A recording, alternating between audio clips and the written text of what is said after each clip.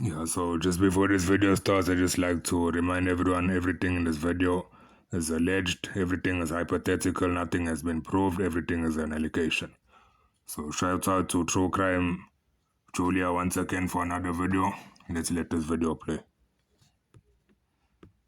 I was working as an HOD for health and social development when I was identified by the then the executive mayor of Ekurhuleni, the now current the minister in the president's office, Mr. Mondli Gumgubeli. He identified me as the best performing HOD in the metro because the TB cure rate improved. Everything in the health department was just moving. So he identified me and he made me to be the CEO of Ekurhuleni. I was the chief operating officer of Ekurhuleni appointed by Mr. Mondli Gumgubeli. Remember that luxury trip to London that Dr. Imogen Mashazi and her husband took that cost about 3.5 million rand?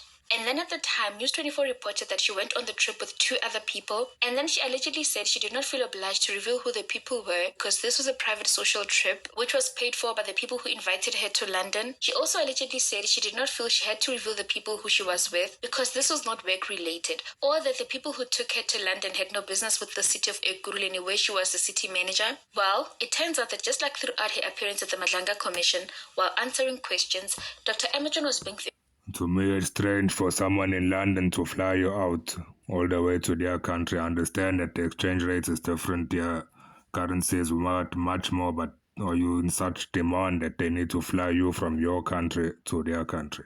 I don't know. very economical with the truth. According to an exclusive report by News 24 this morning, Monday, March 2, it appears that Dr. Imogen was not being very open about her trip for a reason.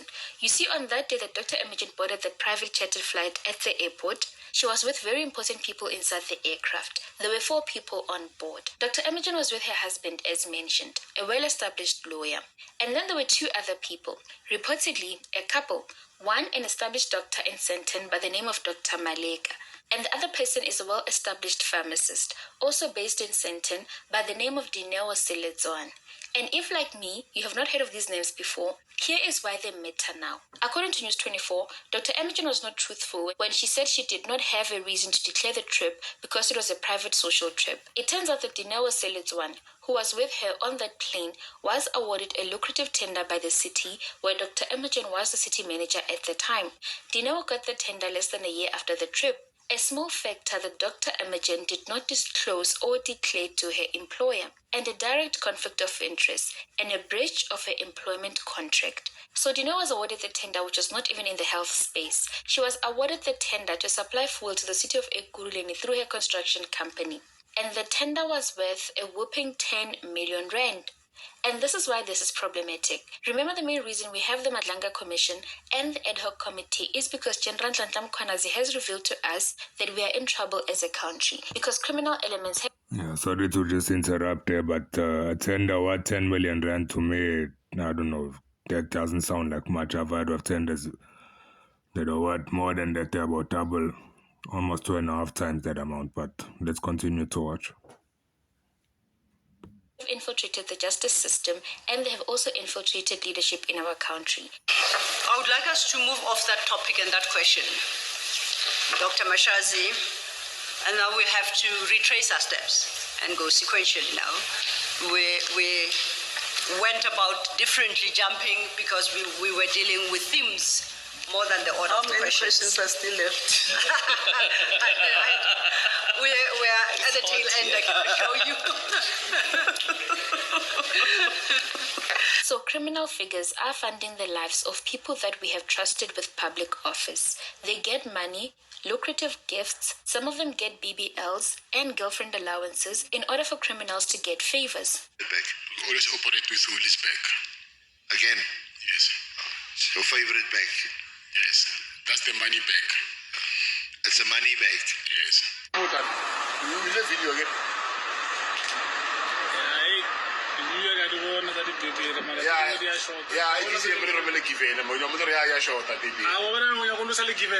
If you're tired of failing prop firm challenges, or you just don't want the risk of blowing another one, we've built a system that actually runs the challenge for you.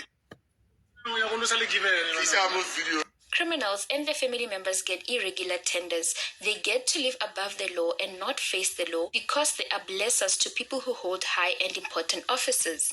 We also got to understand that Dr. Imogen had... Yeah, Julia just mentioned irregular tenders. That's another thing that doesn't make sense to me. I honestly believe that there's no tender that's just handed out to anyone who applies. Even if you meet the requirements for the tenders, I'm sure that there's a lot of under the table happenings that happen in order for certain individuals to get the tender. Not anyone is just given the contract. I don't care how qualified you are or how much experience. There's definitely things going on under the table. To be called to the Madlanga Commission because alleged cartel crime boss Kat Matlala had his cars allegedly fitted with blue lights by the city, and suspended Ekurhuleni Metro Police Deputy Head Julius Mkhwanazi was allegedly involved in this. Julius was also allegedly involved in other corrupt matters. And then Dr. Imogen allegedly shielded Julius from facing any disciplinary action. Dr. Imogen appeared at the Madlanga Commission, and not only did she refuse to answer some questions, frustrated the process, frustrated the commissioners and the whole country, but she also put on a show. Is that your statement to the commission? Can you repeat your statement? You can't, we can't, because you are looking at your phone and you are reading something on your phone, so naturally you will miss many of the things that I say. So we're going to have to make a decision how we run this. You are either with the commission and you are testifying before the commission, or you'd like some time to attend to your phone. I'm which is trying going to get information from my phone. No, if you need time to get information, kindly address yourself to the commission and request the time, and the time shall be given to you. But when a question is posed to you and you distract yourself by attending to your phone, I'm sure you'll accept that it won't particularly work. Yeah, it's incorrect, and I apologize for that. What is incorrect? For me to be attending to my phone Okay. while the session is on, Apology accepted. I do not recall. And can we be given a chance to go back and check if indeed there was communication between myself and Mkhwanazi about this behavior? I don't have any difficulty with you asking for an opportunity to go and check and add it to your list, but I do have a problem when you sit there and you say, I don't recall. And that's, you're prepared to say that and leave it at that. I think that is a problem. It raises issues, for me at least, about, are you taking this process seriously? Did you come here to assist the commission? And answers like, I don't recall, on such an important issue where you... Yeah, the question this lady just asked now, are you taking the process seriously? In my opinion, she's not. That question is a rhetorical question. It's a question that's asked but doesn't require an answer, because the answer was already given by her being on her phone while questions were being made to her or a statement was being made toward her. You've had the opportunity to refresh your memory when you saw these letters. You refreshed your memory. You sit and you say, I don't recall. It suggests to me that you may not be taking this process as seriously as we are taking it. You can comment if you want to, but I'm happy if you choose not to say anything. No comment. Now, in no way are we implying that Dineo got her tender fraudulently, and in absolutely no way are we implying that she is involved in any criminal behavior. The question asked is, what is her relationship with Dr. Imogen? And how is it that the couples got to travel together, and then 6 months later, she applied for the tender, and then she was awarded a 10 million rand tender by the city of Ekurhuleni? The question is, who paid for this plane to London, and who funded the entire trip? And of course, Dino has not replied to these questions, and Dr. Imogen insists that this is a private social do. And all these questions matter because, at the time, Dr. Imogen was responsible for the public funds of the city of Ekurhuleni, which was supposed to fairly service the people of Ekurhuleni, who till this day continue to live in poverty while she lived in grand luxury. From South Africa. My name is Imogen. Nice to meet you, Imogen. So tell me, you look elegant. What are you wearing? I'll start with my earrings. My earrings are from Bulgaria. And the necklace as well is from Bulgaria. And the bracelet is a Bulgari, same set. And then the watch is AP 2025. That's good. Eyes and dress is Dolce & Gabbana. My handbag is Kelly Crop, orange. And my shoes, obviously, is Hermes.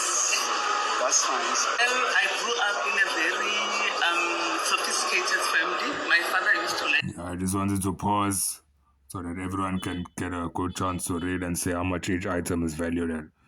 As you can see, the bracelet, the necklace, the watch, the AP, all these things are very expensive items. These things are not cheap. So for someone who holds that type of position at work, at appointment, to be able to afford such items, that alone is a question in itself. Fashion and my mom. And they used to buy us expensive clothes, good leather shoes, and motivated us to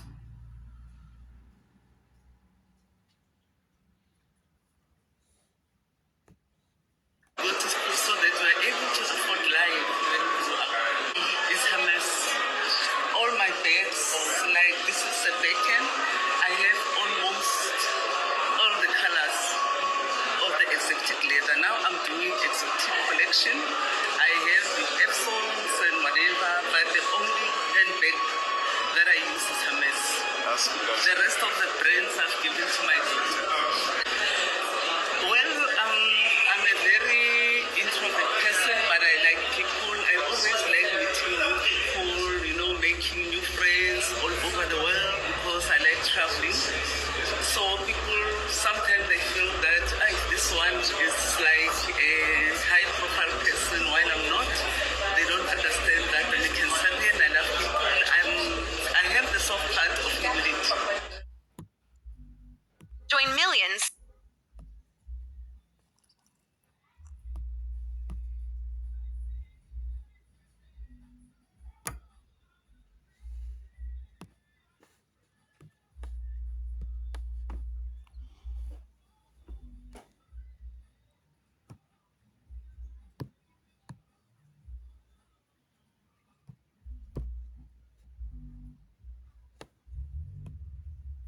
That's just you and understand that when you can serve and I love people, I have the soft heart of humility. And just to refresh your memory, the trip was taken on July 28, 2022.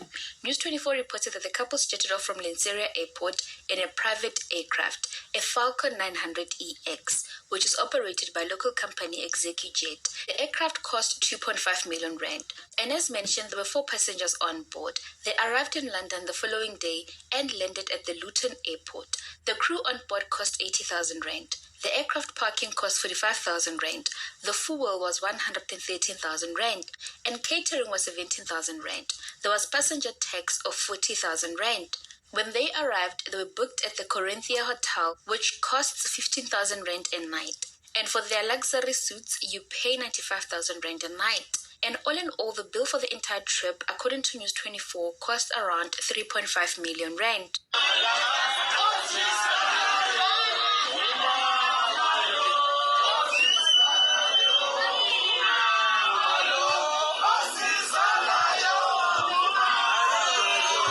Yeah, so just to sum up what figures that were given now without using a calculator. So in total, it sounds like this trip cost a total of about 4.5 million rand.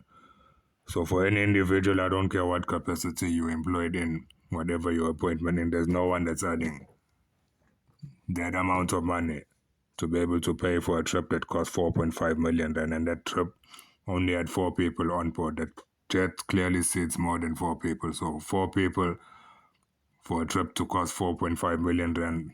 Where that money came from, only they know. But it seems suspicious to me.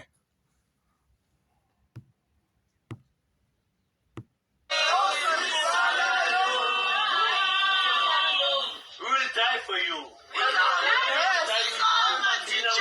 Bullet for you. Thank you so much. DJ, you want to stop?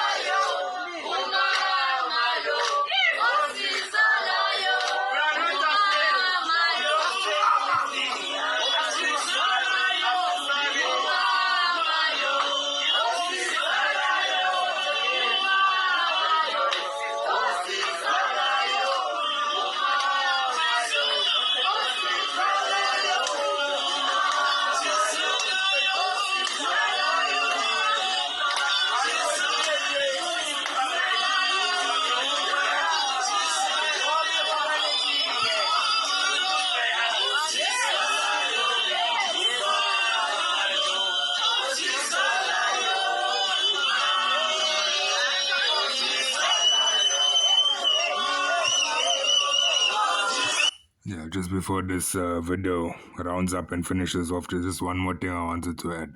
People need to know that the people that are in prison, those are not the only criminals that are in existence. Just know that there's a lot of criminals, there's a lot of crooks that are not in prison. It doesn't mean because you're in prison, you're the only criminal. What people need to know and understand that the real crooks, the real criminals, most of them, majority, are the ones that are not in prison or the ones that are not incarcerated. There's a saying that we used to hear and say when we were children growing up.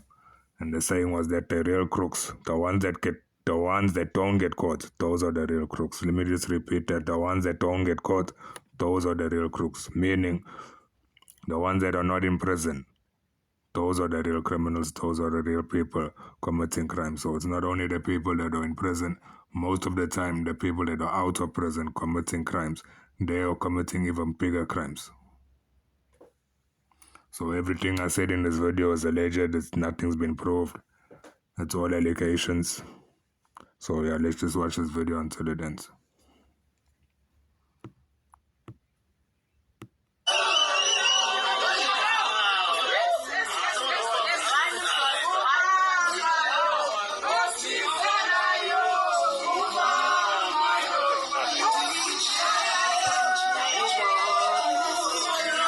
As it stands, Dr. Imogen is being investigated. This after the Madlanga Commission made recommendations for her to be further investigated. So we will see how that investigation goes. And again, I cannot stress enough that these are allegations as based on a report by News 24.